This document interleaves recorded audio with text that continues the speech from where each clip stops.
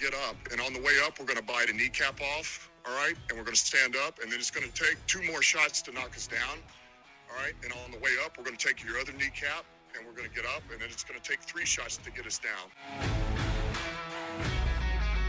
Hello, friends. It's a tradition unlike any other. Kneecaps for breakfast, coming to you on your subscription podcasts. What do you think, Phil? Is that what we should start opening the show with from now on? Kroger on the 18th green. He hits it. He got it.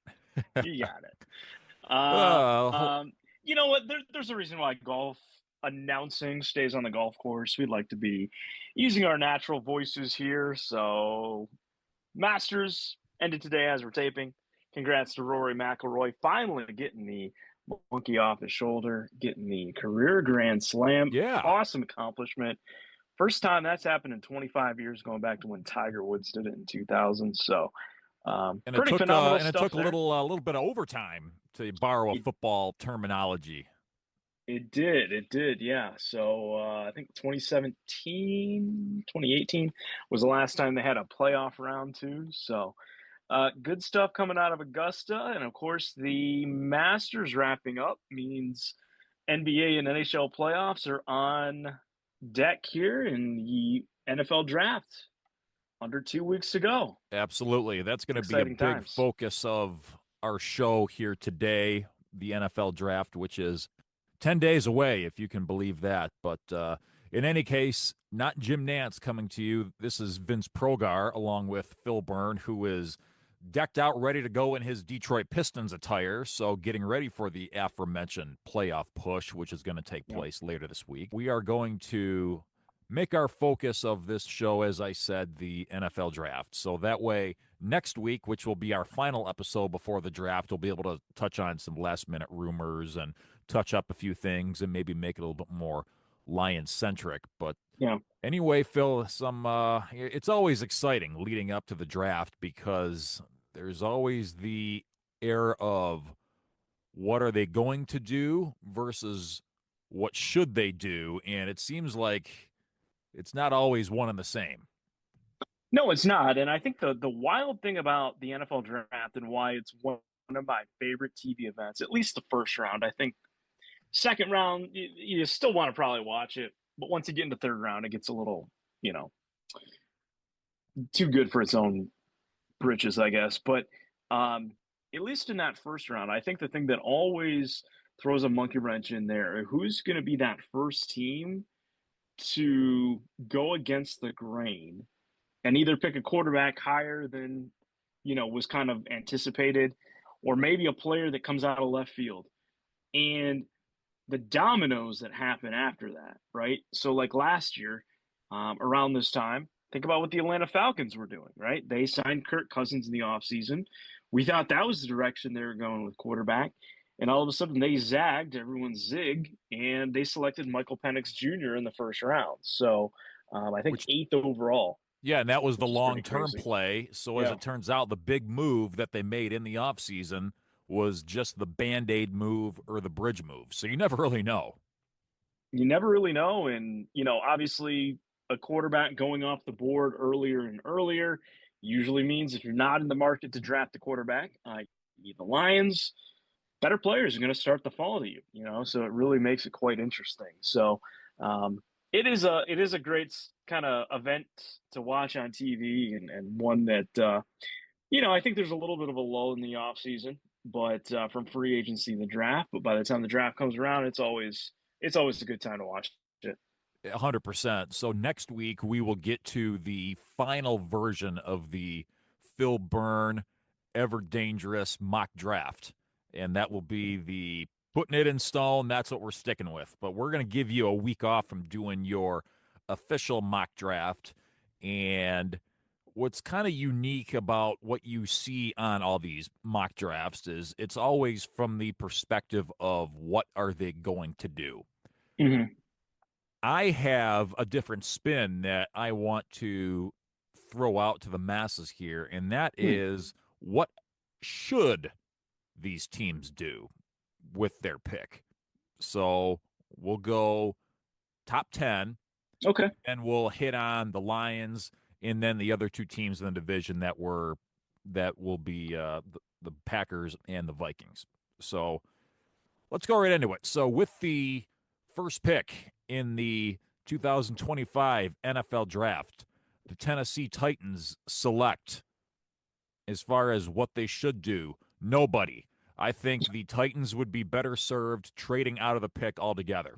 And Oh, the reason I feel that way is they are in a weird spot because it's not like they were a quarterback away from being a legitimate contender a year ago. It seems like they're right. still working to tear down the wall, if you will, from the Mike Vrabel regime. It seems like the deconstructing is still in the process of taking place. And I think getting that franchise quarterback is a step you take once the building has been demolished and all the rubble and debris has been pushed away and taken someplace else. Mm, And I would think of it differently if there was that one guy in this draft that was, I hate to use the word transcendent or generational because I feel like that terminology is way too overused and overutilized. yeah. But I think if you have a guy like, I'm just spitballing here, like an Andrew Luck or something like that in this draft, then I think that's a different story. You just do what you can to get that guy a part of your clubhouse. When I see a guy like Cam Ward, when I see a guy like Shadur Sanders, that isn't the name to where I think the Titans need to waste a first overall pick on that because I don't think bringing either of those two guys into the fold is going to get them any closer to winning meaningful games this year, probably not even next year. So at that point, you're halfway through the quarterback's rookie contract, and in a big way, you're probably not really any closer to anything than you are right now. I think if you can do what you can to monetize the fact that you have the number one overall pick and just start to gain additional guys that can help you short of the quarterback position or parlay it into building up your war chest, I think that's a good strategy for a team that's still trying to dismantle what they're dealing with. Am I anywhere on the right track, Phil, or are you thinking I'm on some Quaaludes Well, right about now? um, I thought you meant like full blown like Minnesota Vikings, like let the clock just go without making a selection and just see see what happens next. The When you said Tennessee not pick Titans anyone, say, that's why new phone, I who was dis? giggling a little bit there. Yeah. The only thing I would say is I understand your argument for the quarterback spot right there, but if I was going for kind of that Venn diagram of position of need, best player available, and then also wanting to go ahead and get a position of someone from value. If I was going number one and not overly impressed with Cam Ward, although it sounds like he's done very well in his like individual workouts, um, I would go Abdul Carter because I think he's far and away the best defensive end. And I think the value at number one overall, if you can't trade out of that or you don't have a quarterback that you want, I think that would be the move that I would make. Or if there was like a left tackle that was awesome, and I don't think there is in this draft. So Right. I see where you're coming from with that, you know, to try to exploit the trade down. I would probably go Abdul Carter if I was going to have that person that I think is like the best in the draft versus something that, you know, you would want to pick number one overall if you had to pay the salary. And that's just where it gets tricky in my mind because you go from a guy who is clearly at the top of his class from a positional standpoint, but I view that as still falling short of a surefire number one overall pick in the draft. And unless there's that surefire number one overall pick in the draft that's just staring you right in the face, you got to take Yeah. this guy, no questions asked. I think you at least have to explore trading out of that pick altogether and just seeing what you can get to build up your war chest a little bit because the Titans are a lot farther away from winning games than we think. With the second pick in the draft, the Cleveland Browns need to, at that point, Phil, take the best player available. So I think the Titans are in a different position than the Browns are as far as where they are as far as getting back to winning games. Now, the Browns, on the other hand, they have a leg up on the Titans because they do have a solid running game with Nick Chubb, even though he's getting a little bit longer in the tooth and building up some injuries here. They still have a solid running game. I think whoever is manning the controls at quarterback, I believe they brought Joe Flacco aboard for another go around. Yeah. They can use some guys to distribute the ball to. I don't know if taking offensive playmakers number 2 overall is the answer. I think what you do is you go back to the well. You just re-signed Myles Garrett to a long-term contract. I think Abdul Carter would probably be the pick here if whomever in my scenario the Titans traded to decided to go quarterback, let's say, and Carter is still there. I think the Browns would be in the best position to take the best player available regardless of position. If they think one of the quarterbacks is what's best for them, then so be it. I think they need to kind of figure out what they're going to do at quarterback before they just draft a quarterback for the sake of drafting a quarterback. Mm-hmm. If it were me, best player available, and at that point, based on my formula, Abdul Carter's there, and that's a nice tandem on that defensive line between him and Myles Garrett. Yeah, I like it. The Giants, with the 3rd overall pick, need to build up their defensive line, whatever that looks like. If Carter's still sitting there, if you go with Mason Graham out of Michigan, there's a lot of different ways that you can go because, as we've been saying for weeks now, this is a fairly deep defensive line, edge rusher type deal draft. And the Giants have a lot of good things already going on their defensive line. I hate to have a organization like the Giants, who may very well have a lame duck head coach, may very well have a lame duck general manager, going out there and trying to draft a quarterback or making big impactful draft moves like that if they may not even be around to see it all the way through on the back end. I think with being able to draft a solid defensive lineman, whether it be a Carter or a Mason Graham or somebody else, I think all of a sudden have the top defensive line in the entire NFL at that point. Am I on the right track with this one? Kayvon Thibodeau, Brian Burns, add someone Dexter else Lawrence in there into the mix. Yep, Dexter Lawrence. I mean, they would have an arsenal. So is that kind of where you would go with their pick then? Absolutely. Yep. Defensive line is a must as far as what the Giants should do at number 3. And of course, what they do versus what should they do are one and the same. But as far as what I think they should do, it should be defensive line all the way. The exact opposite for the New England Patriots at number 4. They've already found their franchise quarterback. I think Drake May has the tools to be a very successful quarterback in this league. The Patriots still do have a ways to go as far as building up that roster as a whole. I think this is a very important opportunity for them to do what they can to protect their investment, keep Drake May upright, and draft the left tackle of the future. And whether it's your guy Membu or if there's another guy, the kid out of Texas, his name escapes me at this point. Kelvin Banks. Yep. He started like 48 games over 3 seasons or something, got a lot of experience. I think this is the move for them to make, get that left tackle of the future and kind of make it a tandem between him and Drake May, and they'll be in Foxborough for years to come if it works out. So I'll slightly go off course with this one.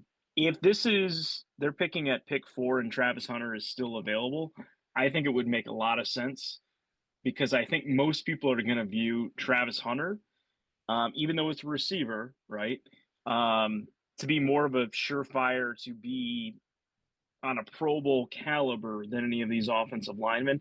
I think that's a huge need, but I think the Patriots, those are their 2 biggest needs right there, is with tackle and wide receiver. So I think they'd be going more need than best player available. But I can't hate on it because they got to keep Drake May upright. And we'll get to it probably more in depth next week if we start breaking down more individual players. But I just keep hearing so many mixed reviews on what to expect from Travis Hunter at the next level. I keep hearing more and more that he's going to be less impactful at the next level as a wide receiver.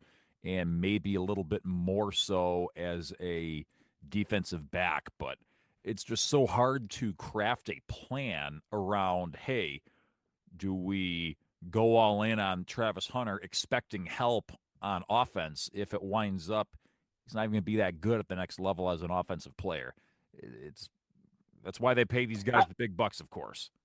I do like another receiver there's another receiver that I like more in this draft that probably isn't even going top 10. But I'll save that for another time. Absolutely. With the 5th pick, the Jacksonville Jaguars need to trade out of the pick. And again, it's. Oh, I thought you were going to say move to London. Oh, okay. Well, that's probably already in the works with Shad Khan, the owner, and all of his off-seas transactions with this and that. And yeah, who knows? I think it's time will tell, but I think that's already in the works. The Jaguars again are in a unique situation because they have their franchise quarterback. They've spent a lot of money on bringing in free agents at various positions. It just hasn't really worked out. And they're at the point where I think they're closer to Titans territory where they're going to need to start tearing this thing down pretty soon if this next season coming up isn't as successful as what they'd like. And bringing in, just going straight up best player available, yeah, that's all fine and great. But again, you got a new coach. You don't know if that's going to work out. And I think it might be in your best interest to maybe start stockpiling some draft picks for the future and just see what happens. Or if you're only trading down a few picks, you can still get a guy in the top half of the first round, let's say, depending on who you make that trade out of the pick with, that can still help you this year. So you can look at it one of two ways, and I think Jacksonville still comes out of it okay getting out of number 5 overall. Because, again, you're not having 5 guys, 10 guys that are absolute musts in this draft. Want to throw an idea out to you, kind of get your thoughts on it. I think it's personally a bit high for this guy right here. But I think they need a little bit more help on that offense. I think ETN's been a little disappointing. What do you think about number 5 overall? Jaguars going Ashton Jeanty and actually getting the local kid. He is from the Jacksonville area and making him the backfield mate to Trevor Lawrence. Let's not forget, Phil, the Buccaneers over the last handful of years were basically all gas, no brakes in the passing game. They were very underwhelming in the run game for the longest time. Bucky, what's his name on the Buccaneers? Bucky Irving. Yeah, Bucky Irving. I don't know why I brain farted at that one. Bucky Irving Brooks was a revelation in his rookie season, and yeah, the Bucky's himself, the truck stop party store extravaganza.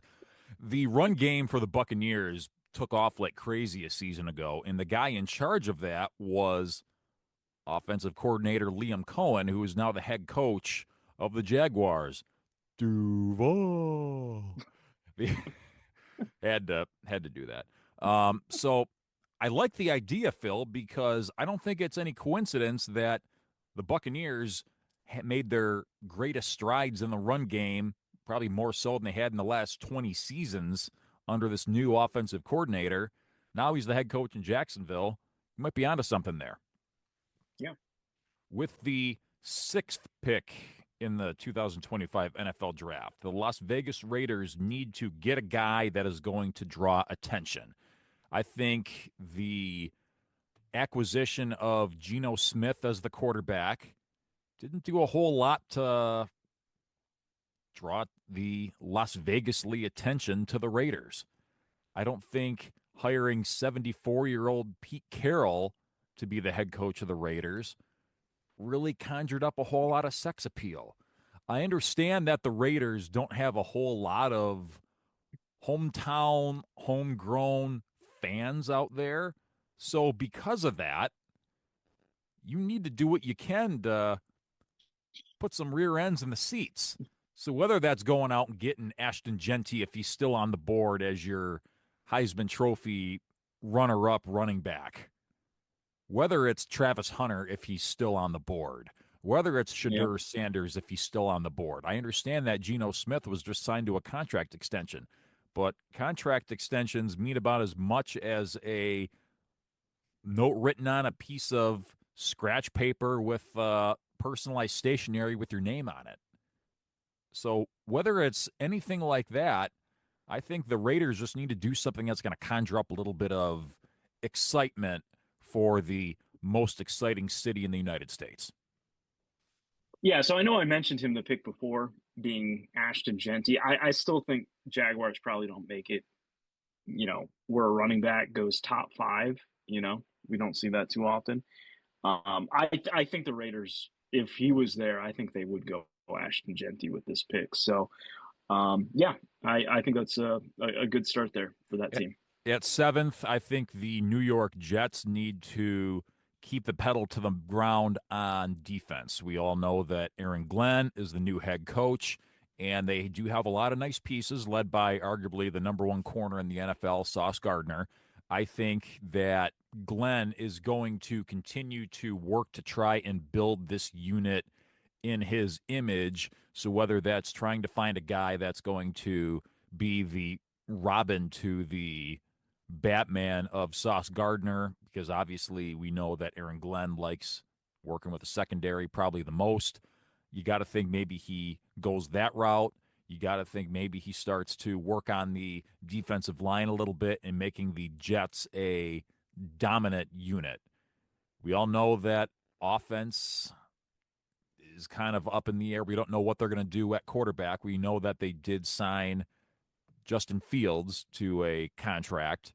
They don't really have a long-term situation at quarterback that they have on the book. So maybe they see what's behind curtain number 2 at quarterback, but I think that they are going to utilize pick number 7 on defense and start to build that defense, as I said, in the image of Aaron Glenn.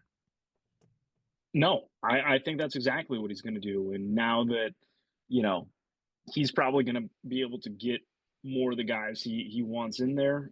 His defense is a little bit different than Robert Sala's for what a lot of these guys were drafted to. So I think you're spot on there. I think they go defense also. With the 8th pick, what should the Carolina Panthers do? They need to get more comfort weapons for Bryce Young. So not just guys that he can throw the ball to, it's guys that he can gain comfort with. So what does that usually translate to? That translates to a surefire tight end. So whether it's Tyler Warren, the kid out of Penn State, whether it's a Colston Loveland out of Michigan, a guy that you can, whenever he's maybe not quite having a great day, kind of hit that reset button and make that his security blanket, check down, 5 yards, 10 yards, first down, really get some drives going, get some positive momentum going, and continuing to build upon the confidence that I've seen over the last season with Bryce Young. You didn't see any of it in year 1. Year number 2, which is his first year with Dave Canales as the head coach, I think you really saw him take some strides as far as confidence goes. And if you can get a guy like a solid tight end, like one of those guys that I just mentioned, he doesn't have anything like that right now. He's kind of assuming that the young receivers on the outside around him are able to make plays. I don't think he has that surefire check down target yet to really help him gain some confidence and some momentum. I think that has to be the pick here at number 8. I like it. I would also go offense, probably if this was kind of the scenario we're looking at so far. A lot of the top defenders, I think, even though we didn't really get a name, would probably be off the board by this point. I'll kind of talk on them a little bit more next week going into the draft. But I know a lot of people have been talking about Tedoroa McMillan on Arizona being the number 2 receiver. I actually don't think he's going to be the number 2 receiver. A guy I like more, a guy I think would make more sense for Carolina, is Matthew Golden out of Texas. 4.29 speed, the best route runner in the draft. I think with that 4.29 speed, I don't think it's so much that you're just going to have him go on go routes with Bryce Young. That's not really the type of football that he plays. But he's going to be able to get separation when he's in the slot. And I think kind of on the same idea that you had there with the tight end, that you need some guy that's going to get open for him 15 yards downfield. And more importantly, be able to be a consistent guy that's going to put two hands on the football and reel it in. Not a guy that's going to have a case of the drops or is going to be more concerned about turning it upfield and gaining yards after the catch. You want a guy that's going to be able to make the catch and pick up first downs. You don't necessarily need that big flashy play over the top, just a guy you can dump it off to and extend drives. With the 9th pick, the New Orleans Saints. What should they do? And Phil, I'm going to give you credit because you called this out in your last mock draft. I think quarterback makes a lot of sense here. We don't know what the heck is going on with Derek Carr. If he's actually hurt, if he just wants out of New Orleans, not calling the kid a liar or anything like that, but we don't know what his situation is. They have no plan. I think you called out Jackson Dart, if I'm not mistaken, to go all the way up to number 9 under the assumption that the top 2 quarterbacks at this point are off the board. I don't know who's going to be available. I'm going to leave that to you in your mock draft next week. But I think at this point, quarterback makes a lot of sense for the Saints at number 9 because they have no plan and they haven't really presented a roadmap other than that to going out and getting a quarterback. That's got to be the play at 9. And to round out the top 10, Phil, the Bears, and I think you and I have kind of been simpatico the whole way here. Running back is going to be the move at 10, whether it's Genty, if he's still there, whether it's Omari and Hampton, the kid out of North Carolina who had a nice season.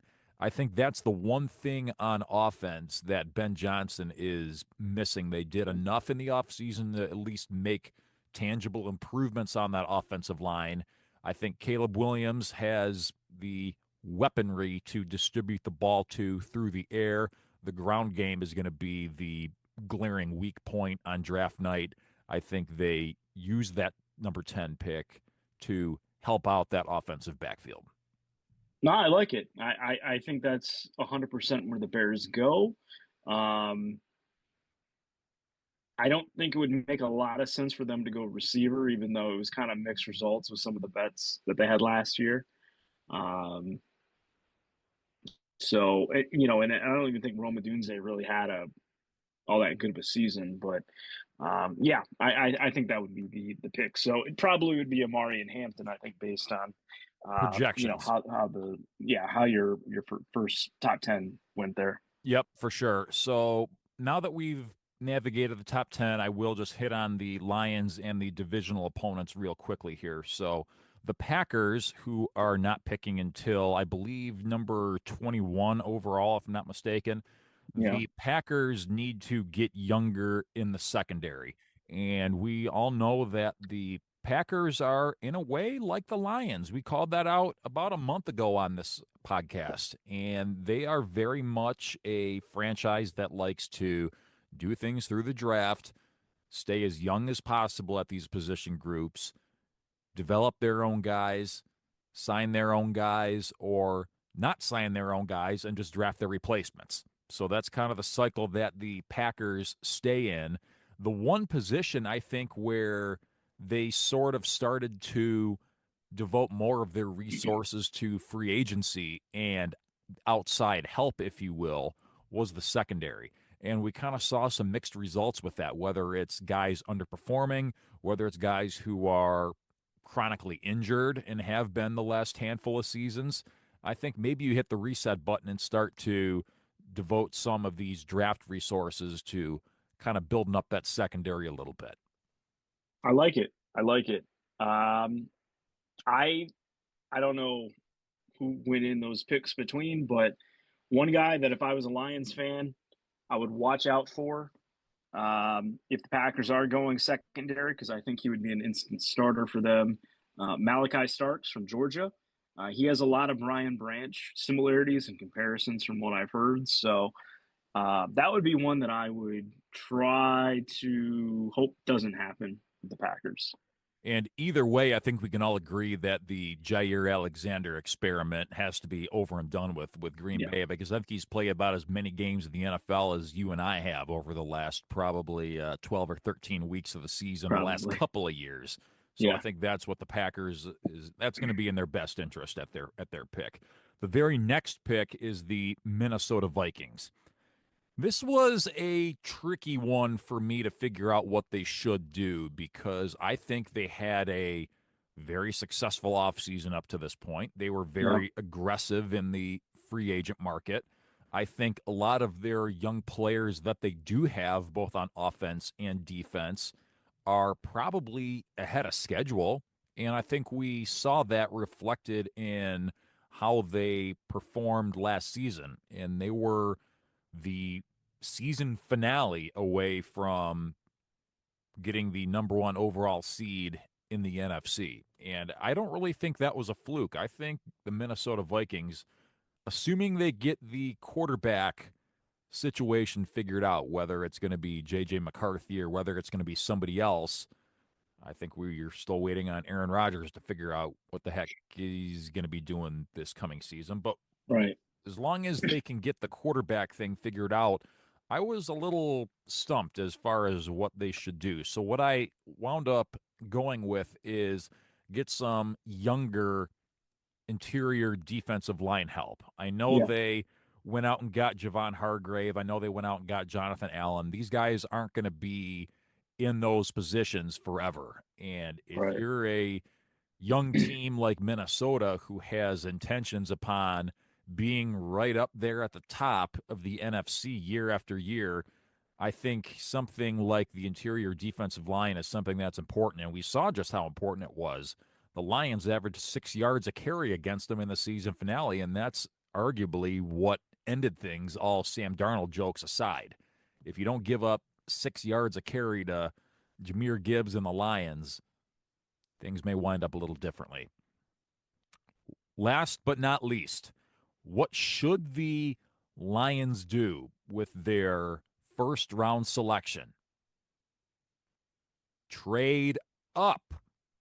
I know I've used trade down a couple of times. We've seen Brad Holmes do this on multiple occasions. If there's a guy that he has a top grade on, he's not afraid to go up and get the guy. I think this is a situation where we've called it out numerous times, and I feel like I'm a broken record every time I bring it up. But I am not convinced that he has exhausted every option or opportunity at his disposal for making this team better. So, you know what? He's most comfortable doing things through the draft. That's his background. That's what he prefers. That's his philosophy. So, you know what? Go out and prove to the world how great of a drafter you are and how much of a king you are on draft night. Go up and get some guy that is going to help you this year that you're not going to have to wait for. I don't care who it is necessarily, as long as it's a guy that is going to be of help, that is going to crack the starting lineup. Because let's be honest, if we're bringing everybody back, a lot of those guys were starters. You don't want your first-round pick to not play this year.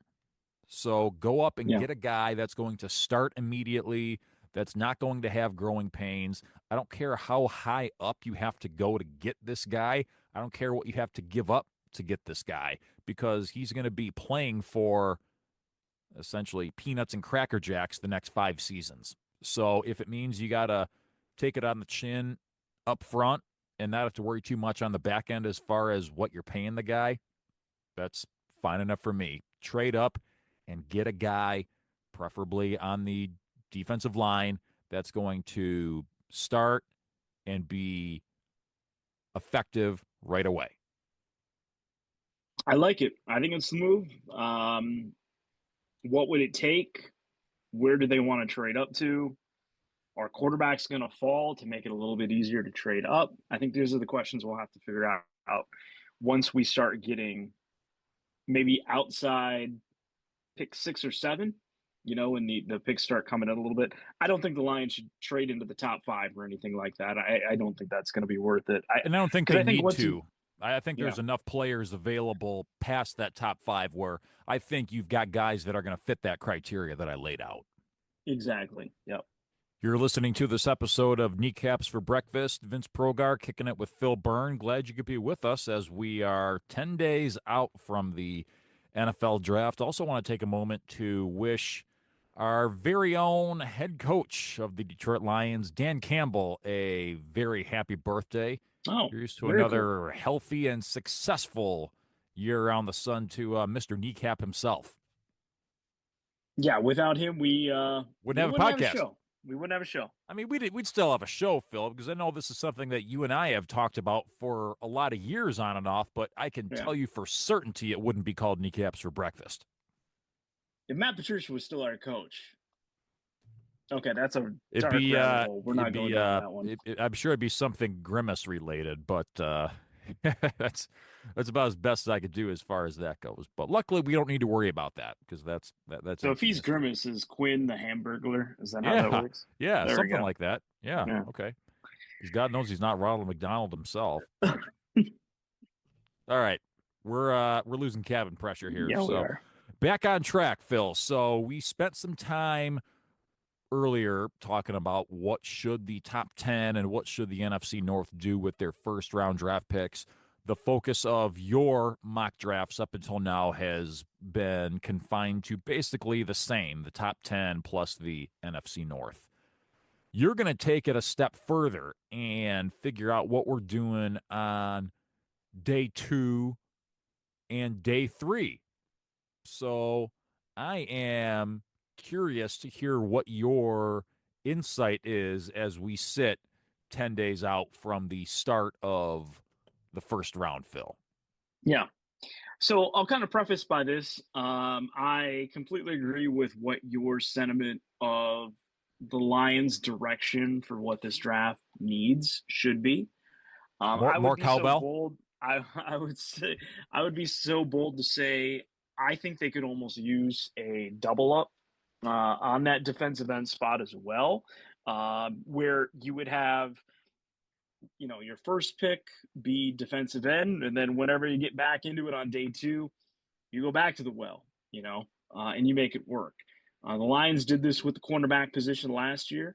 We'll have to see what Ennis Rakestraw can bring, but getting 2 guys in the same year at the same position where you just need a lot of bodies, never a bad strategy to kind of go help things out. But basically, the way that I have structured this, I'll give you some names, I'll give you some areas of interest that I think the Lions need to explore, is off the precedent that the Lions still have picks on day 2 and picks on day 3, and they didn't just completely mortgage the farm to get up into the top 5 and go get Abdul Carter or something like that. So I think there are a couple areas of need for this team. I've talked about it a couple different times throughout the offseason. I think they need to replenish their offensive line a little bit. Specifically, I think at least like for this draft period, I think it needs to be on the interior of the offensive line. So I think on day 2, depending on how the board kind of shakes out, 2 names that I, if they still have a second round pick, would like to see them go towards. 2 interior offensive linemen. I think next to Gray Zabel, probably my next favorite guy that can play inside a little bit. Tyler Booker, guard from Alabama. There have been some mock drafts that I have seen where he goes pick 30, 31, 32. So he may not be there. He may be a guy that goes fairly early round 2. Extremely talented, and I think he would be an immediate upgrade already over Graham Glasgow as one of the starters right there. Another guy that I think has a lot of versatility in what he can provide. He can also play a little bit of tackle, but he can definitely play guard. Would be Tate Ratledge from Georgia. So if the Lions still have a second round pick, I think those are 2 guys that they would target. I think they need to look at some guys that can play guard a little bit. I don't think Graham Glasgow has much left to offer. It sounds by all intentions we're going to be starting Christian Mahogany at one of the guard spots. And then I think Frank Ragnow. Listen, we all love Frank. We all love how tenacious he is, how he will never give up. But just the fact that he has been so hurt and so burnt out but is so paramount and still so good at his position. I think we need some guys that could come in, and even if center is not their natural position, would be able to provide a little bit of a benefit still in the running attack. I don't think a guy like Colby Sorsdal is going to be the answer, at center long term. So that's how I would look on day two. If you do want to double up on the defensive end spot, I think there are a number of guys that I think you could go. I'm not going to have a name for that per se.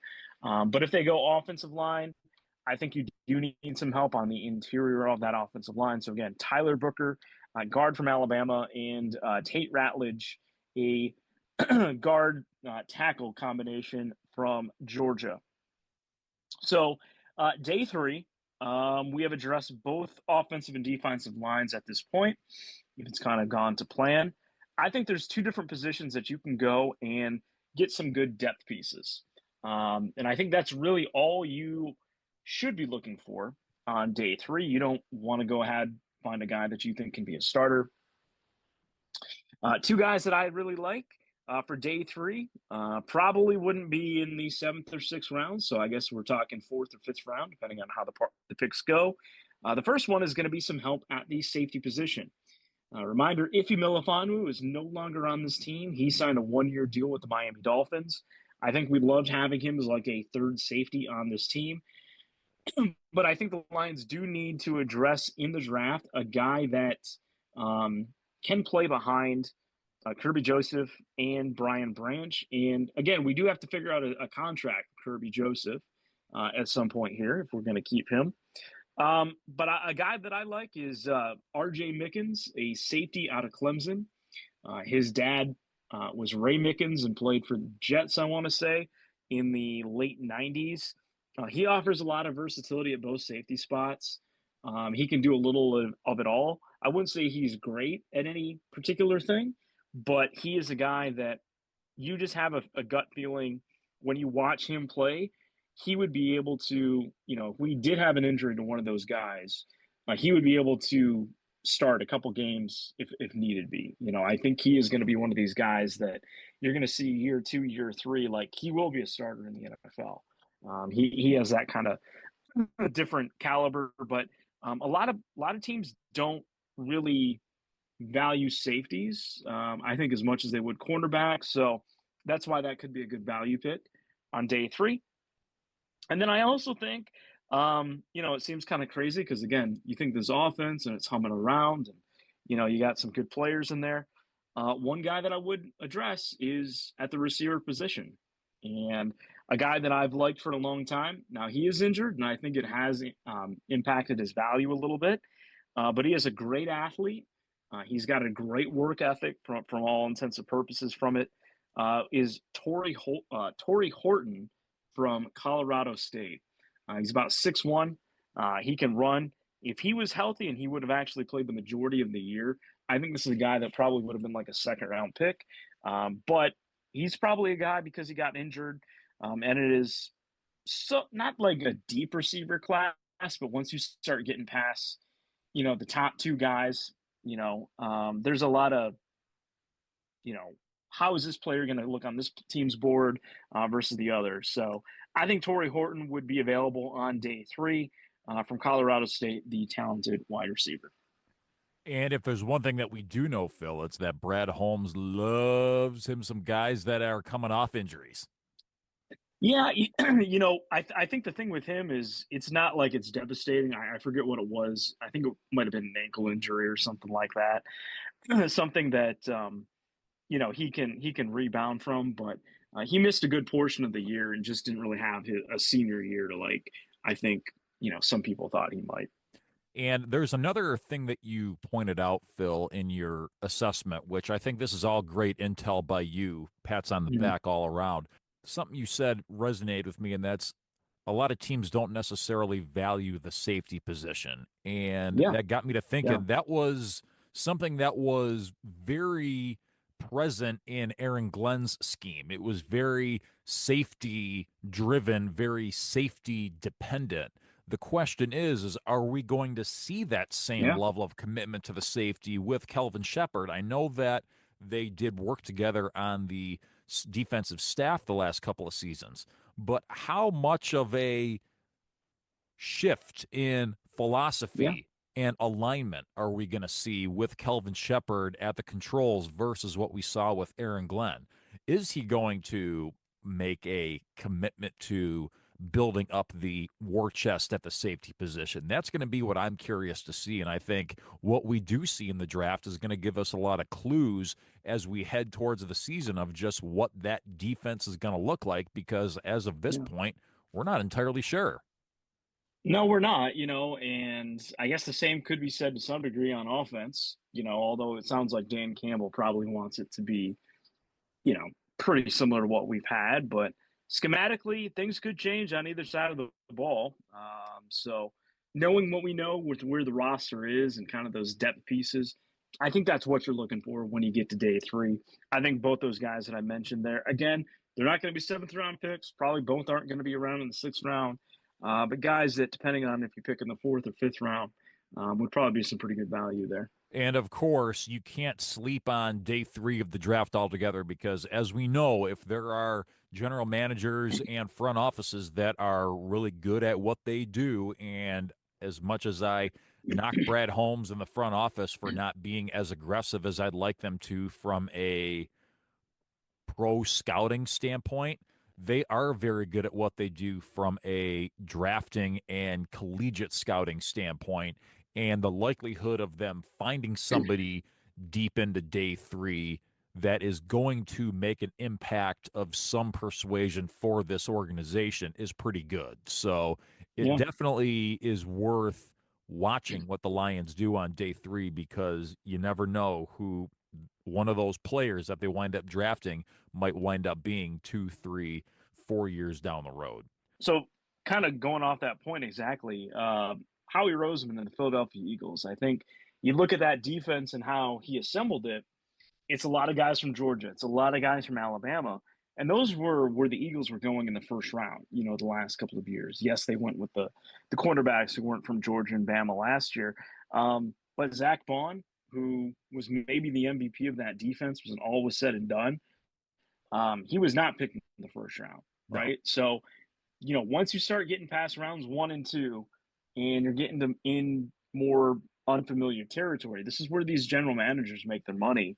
And it's the difference of having a team with the depth like a Philadelphia Eagles versus a team like the Jaguars or the Titans that don't know what, the heck they're doing once they get into the 3rd round. One last thing I want to discuss before we call it a day, Phil, is the Lions and their players changing jersey numbers because reasons. I don't know what the motivation is for just mid-contract, hey, I want this number and don't want this number anymore, or whatever the case may be.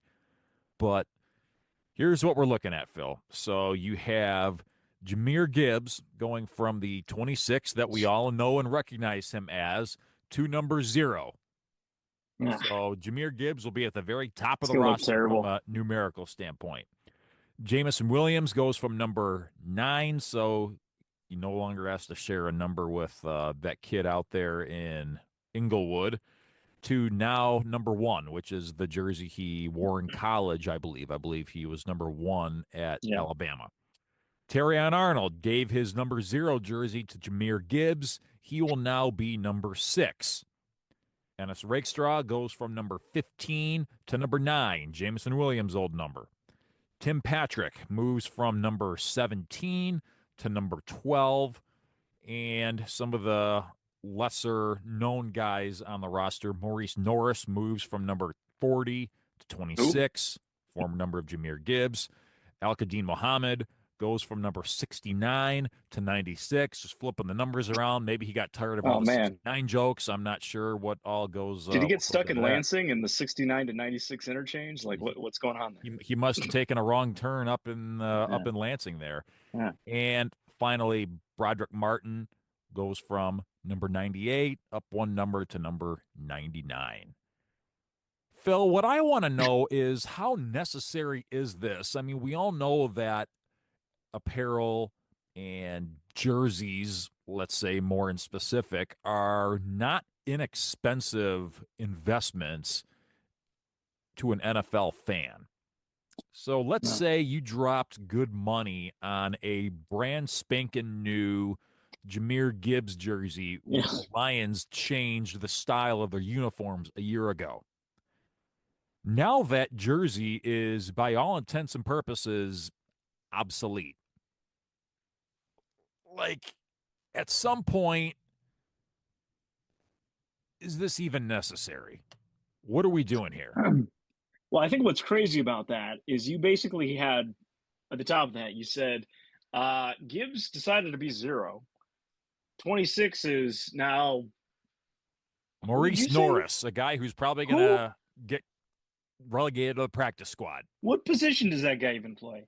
He was a backup linebacker, I assume. Because remember when the Lions were going through defenders left and right? He was one of those guys that just made spot appearances on that Oh, okay. defense. All right.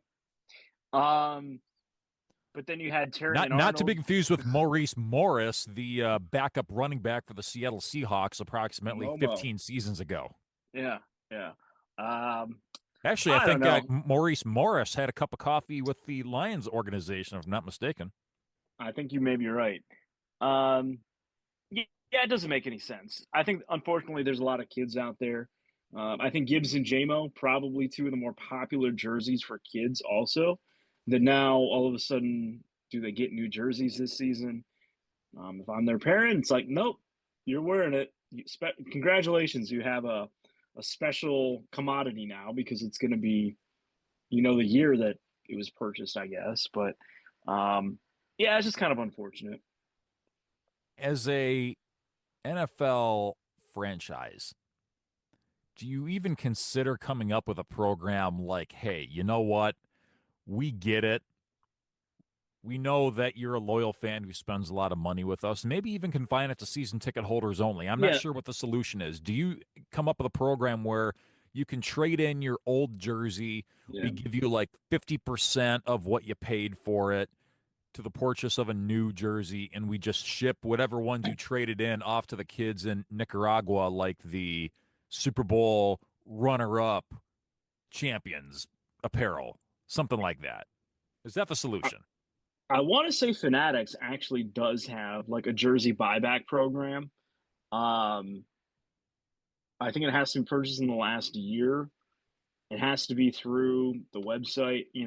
I've heard of this before because I remember, was it the Patriots? Maybe with Brady and Gronk or something like that. But like, they basically had people that bought jerseys that were no longer there, and it's like within the last year.